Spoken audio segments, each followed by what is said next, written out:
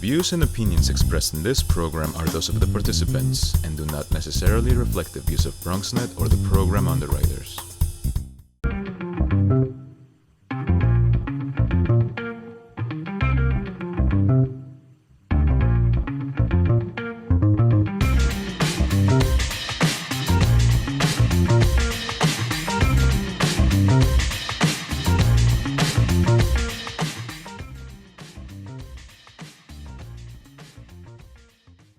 Hey there, it's time for the Bronx Buzz. This is Bronxnet's program where we talk to reporters and editors, journalists, photographers, filmmakers, and sometimes artisans, people who put stuff out in the Bronx. The idea is to get you inside what they're thinking about and doing as they put stuff out. And this evening, we're going to talk some very inside politics, national politics and local politics with a top flight journalist, and also change hats and talk about art in the Bronx right after that. So let's start with Rebecca C. Lewis, as she's written on her byline from City and State, New York. Nice to have you with us, Rebecca. Thanks for having me on. It's always a pleasure. What motivated the invitation was, and I'm going to hold it up, and you can see it's a well-worn issue because Gary actually read it and read it cover to cover, as he does every week. And that is Buckle Up, Chuck, your story about the now Senate Majority Leader Charles Schummer. First of all, I thought it would be interesting for the people watching to get some insight as to what it's like for, let's say, a New York based reporter to get an interview with a Senate Majority Leader. First, who you got the assignment? You thought, hey, why don't I do this? The people at the magazine said, why don't you do this? How did it start? He's becoming the first New York, or has becoming at the time, the first New York majority leader in the Senate. And, we couldn't not cover him. So it was, an assignment of, cover what he's going to do for New York. What does this mean for New York? Someone as New Yorky as Chuck Schummer. And I know firsthand, he spoke at both my high school and my college graduation and gave the same exact speech as I'm sure many people who went to school in New York, and especially those who work in politics, are probably familiar with. I can certainly appreciate that. He was not in office when I went to high school or college, so he didn't speak at mine. However, I attended, for various reasons, a number of college graduations, and in some cases, he simply showed up and nobody could say no to the senator of New York. So they said, all right, you get a few minutes. And that brings up something just about him that I have heard from many elected officials, that basically, um, they could do the work for a local issue, but then he shows up and he ultimately takes control because he's the largest figure in the House. And they say, you've been Schumered, so to speak. In other words, um, on one hand, he appears to be, I don't know, a little bit nerdy. Is that fair? On the other hand, he's now the Senate Majority Leader. Maybe you could talk a little bit about what it's like to get to him and get him to speak to you.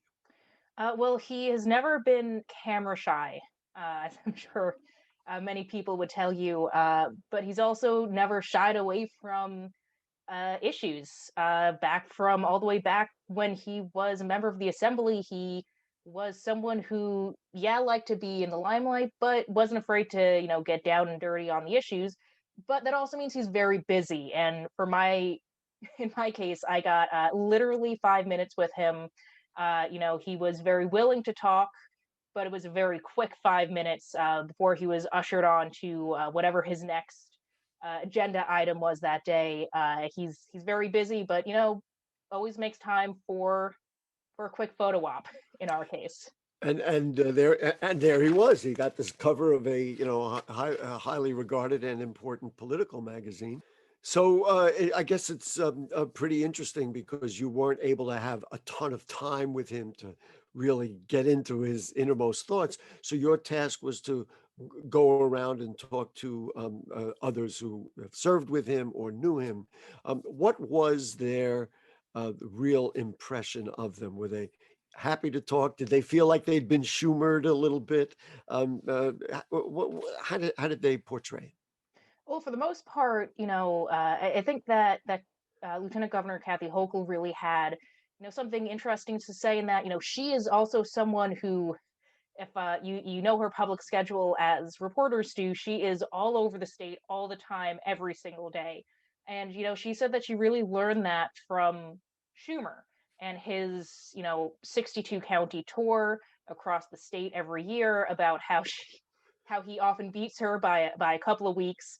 There definitely was an appreciation for, how focused on New York issues he has always been, and a belief that he will continue to be despite his very high position, his very important position in growing national importance. A lot of people said that they don't think that this will mean that we're going to stop getting those Sunday press conferences. That doesn't mean that we're going to stop getting Charles Schumer advocating for, I don't know, better mail service in Westchester.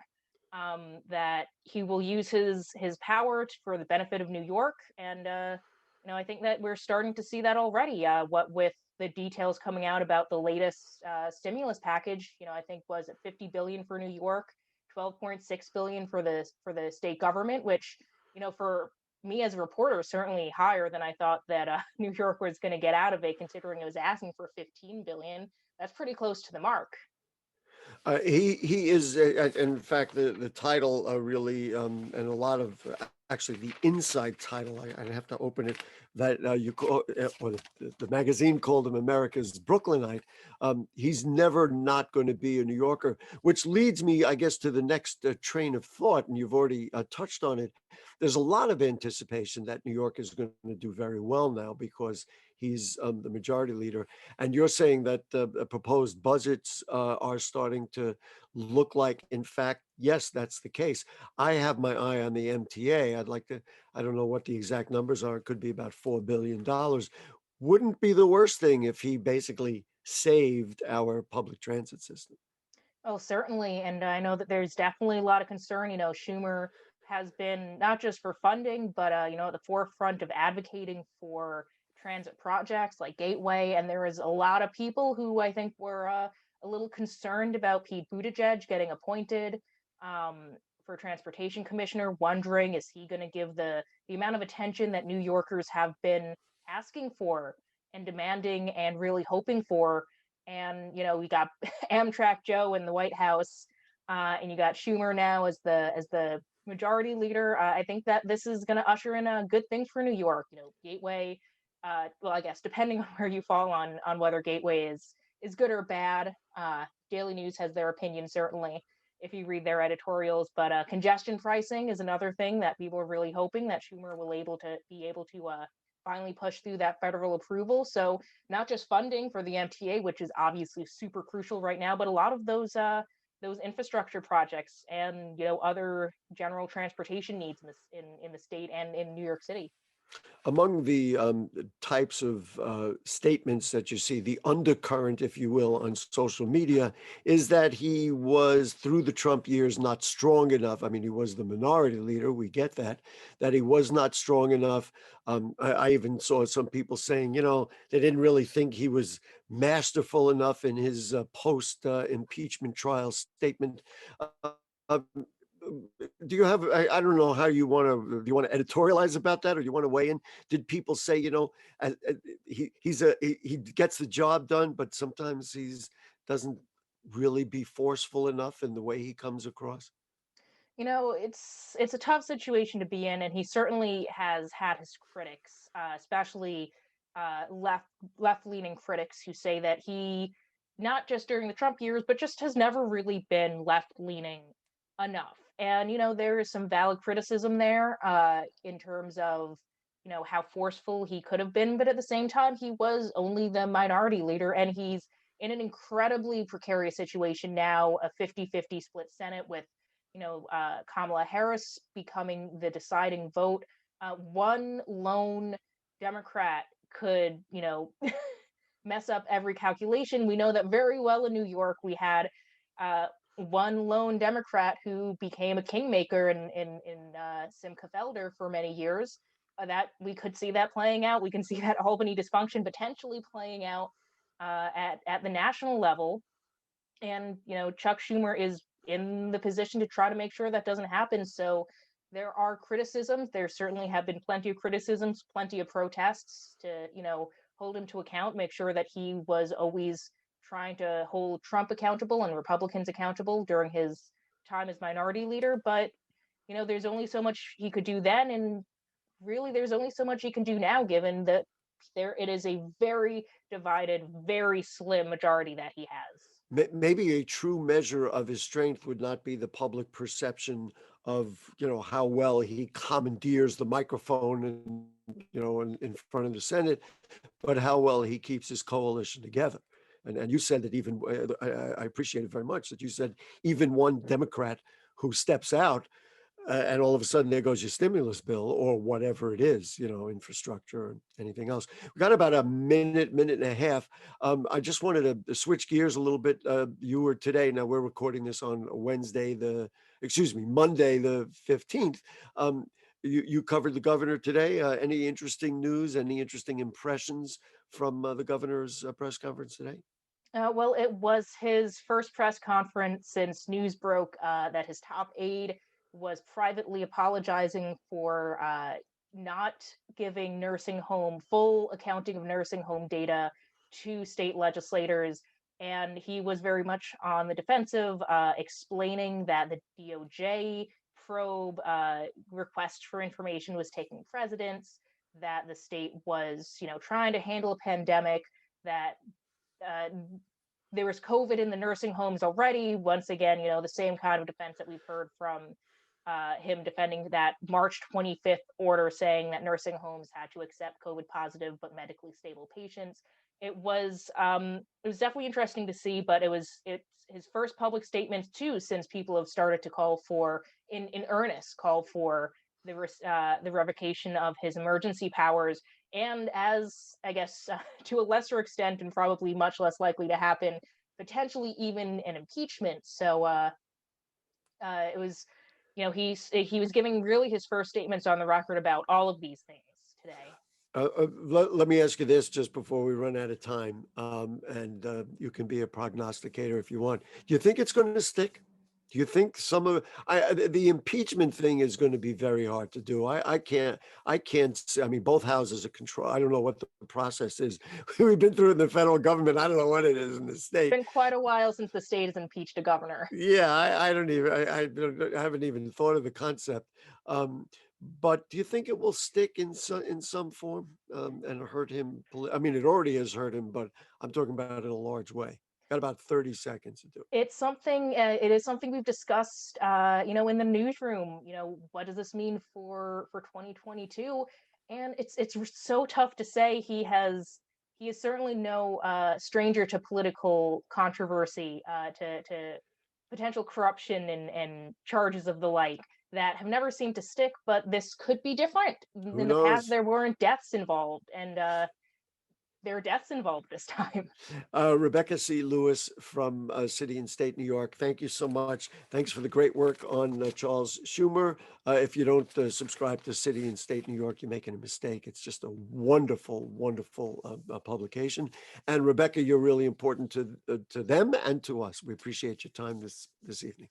Thanks for having me on. I appreciate you calling me to come and speak.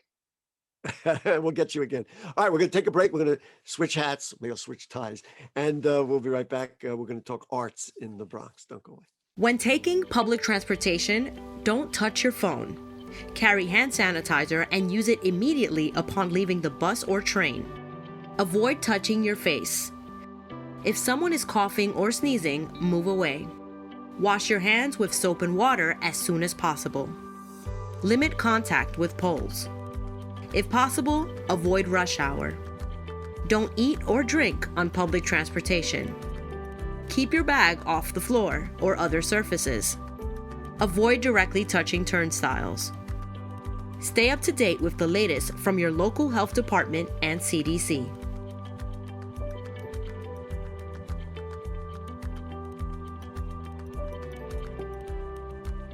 Okay, back with you on the Bronx Buzz. Switching gears now, let's talk arts in the Bronx. Who better to talk about it with than the BX Arts Factory? It is Laura Alvarez. Nice to have you with us, Laura. Thank you for having me. And Tijay Mohammed is an artist, and it is an absolute pleasure to have Tijay with us. Nice to have you with us, Tijay. Thank you. Nice to be here also. Thank you. Laura, as I mentioned to you when we got on the Zoom call together, the last number of times I saw you, you were wearing overalls in front of street murals. Talk to me about, and I didn't realize you were the founder of the BX Arts Factory. Talk to me briefly about the BX Arts Factory. Yeah, we started now, it's going to be like 6 years. Oh my Wow. goodness, time flies. We started, it was a group of us and we had a show together to put up and we couldn't find a space in the Bronx. And we said, listen, instead of complaining, let's do something about it. And that's how BXArts Factory started. It started something that we felt the Bronx needed at that moment and still needs. And basically, here we are. And location, that was the big thing. And that is a big thing for a lot of artists. It is. Well, we had a location finally, and we lost it during the pandemic too. So now we're back into looking for a space. Into virtual space, like the rest of us. We're doing TV in virtual space. That's what we're doing right now. That's it.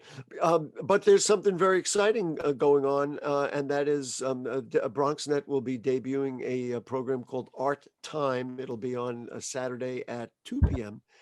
So just tell me about the creation of this program and the collaboration with Bronxnet Television. Yes, this was something that we wanted to do for a while now, but you know, our lives were so busy. We had so many programs, we had so many projects going on at the same time that it was kind of difficult. So when the pandemic started, we kind of thought, well, we have to move virtual like everybody else. Why not to start again this project that we talked a while ago with Bronxnet and just like put it together? And that's how we started. We started basically with the artists recording themselves in their own studios, because that was when the lockdown. And then we kind of, the episodes that we're gonna be airing from now on, they have been a little more like production style, like with front cameras. Right, you've been able to broaden the production. Yes. I can understand it. What's the objective? Is it simply to show off artists? Which is perfectly valid if that's what it is. But why do we have this program? What does it do? I've been teaching for a lot of years, and I've been like a artist. Like I love doing things in the street, and you get a lot of times these people that they ask you questions, right? You're trying to finish a mural, you have 2 hours left of light, and then you still have like 20 people talking to you, asking you things about your life, about your art. And I felt that people want to know, how do you become an artist? What is the path? What do you have to do? Where do I start? And I always tell them there's as many artists as people in the world. There's no one way, there's no one path. It's whatever you feel, and whenever you feel it, then you can develop that artistic quality that you have, whatever it is. It can be in painting, in music, in dancing, and cooking, it doesn't matter. So we were trying to showcase Bronx artists and just let them explain how they became those artists, and how can people like find them work, and then do a little project on it too. I think the idea is to inspire and then illustrate how it can be done. Many people have art in them. Gee, I don't get enough of it in school, and they never taught me right, and they never let me really create. And this is a way of getting them to do it. Let's say hello to our friend Tijay Mohammed. Tijay, let's talk a little bit about being an artist. You are not from here, so if you want to talk about your roots and how you came here and how you came to be a prolific artist. Yeah, all right. Thank you all for having me, and thanks also for the gift of time, which is the most valuable. Yeah, so I was born in Ghana in a place called Kintampo, and I had a lot of opportunity to interact with the public, because growing up in Ghana, my dad is a community leader. So I was always in the community, mostly religious events. So when I wanted to take the path of art, it was a little bit distraction with that, because religion, Islam, and art, some people had a lot of misunderstanding and misinterpretation of the verses with that. Then, but finally I had support from my mom. So getting into art school was a huge support that came from my mom. Then my whole family came also in support. And I moved into the US in 2013, settled in a few places, from States College, Staten Island, and then finally in the Bronx. The And I BX. think, yeah, and to be in the Bronx, it was between a contemplation between other boroughs and the Bronx. But I chose the Bronx because I felt it reflected a lot of diversity, and the colors that I saw in New York was mostly rooted in the Bronx, There you and it's go. become my home since then. Well, Yeah. listen, you don't have to sell the Bronx to me. I can guarantee you that. But really, what you just explained leads perfectly into this Black History Month exhibit that you put together. Talk to me about the inspiration is obvious, but some of the work is just beautiful, celebrating Black icons.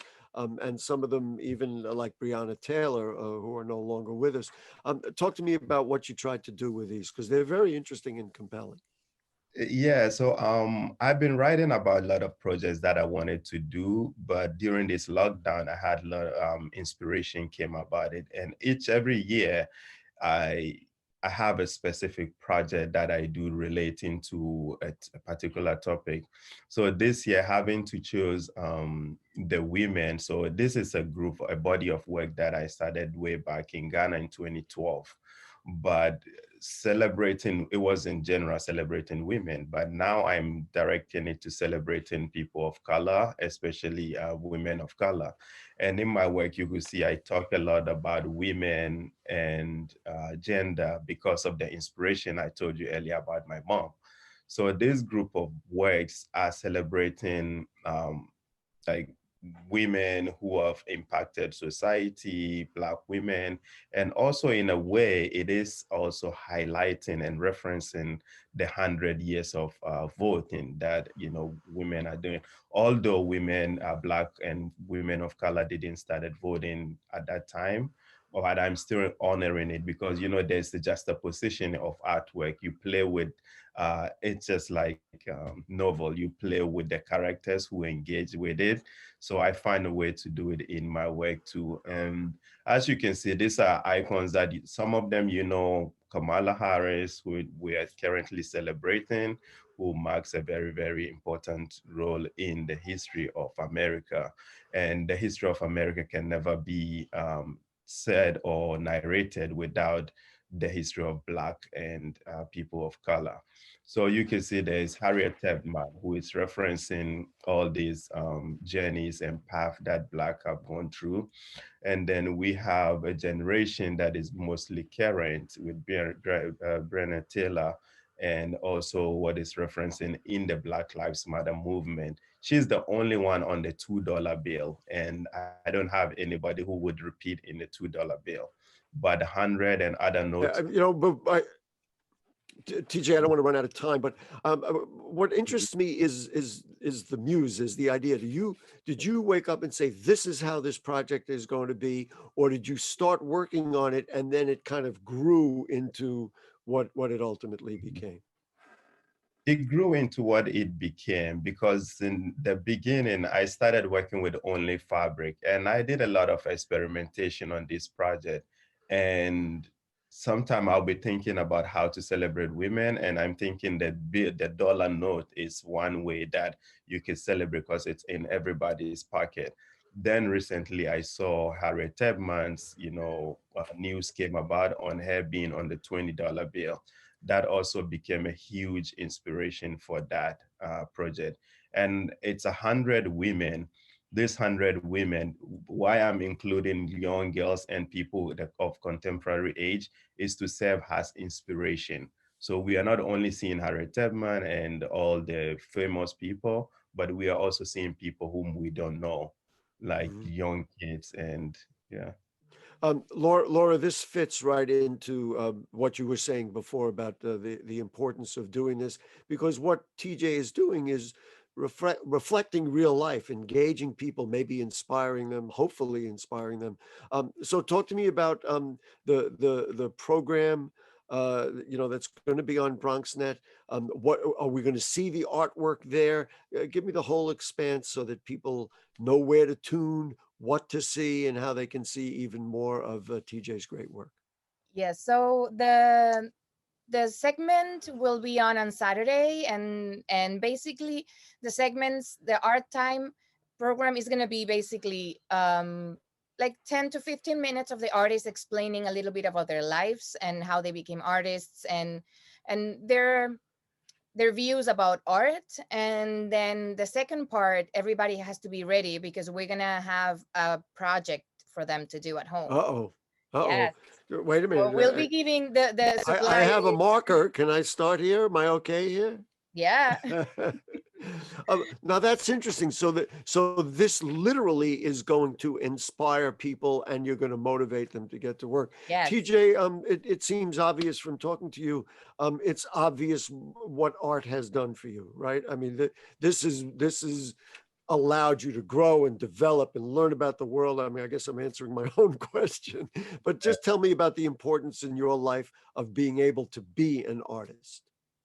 Yeah, being able to be an artist allows me to express my feelings. And a lot of times, I think a lot of the process in being a visual artist allow me to do that. It allow me to talk without using my own words.